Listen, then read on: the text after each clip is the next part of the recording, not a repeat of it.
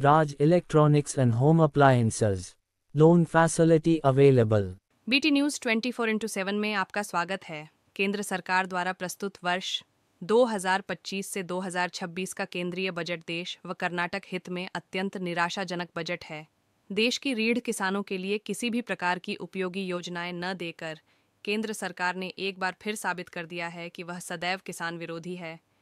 AICC अध्यक्ष और राज्यसभा में विपक्ष के नेता मल्लिकार्जुन खड़गे ने कल्याण कर्नाटक के पिछड़े जिलों के विकास के लिए 5,000 करोड़ रुपए की अपील की थी, लेकिन इसे पूरी तरह से नज़रअंदाज कर दिया गया।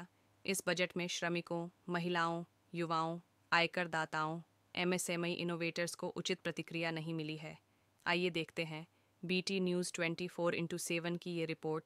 ऐसे ही बड़े खबरों से जुड़े रहने के लिए हमारे चैनल को लाइक करें, शेयर करें और सब्सक्राइब करें। ಕೇಂದ್ರ ಸರ್ಕಾರದ ಮಂಡಿಸಿರುವ 25-26ನೇ ಸಾಲಿನ ಕೇಂದ್ರದ ಬಜೆಟ್ ದೇಶದ ಹಾಗೂ ಕರ್ನಾಟಕದ ಹಿತದೃಷ್ಟಿಯಿಂದ ಬಹಳ ನಿರಾಶಾದಾಯಕ ಬಜೆಟ್ ಆಗಿದೆ।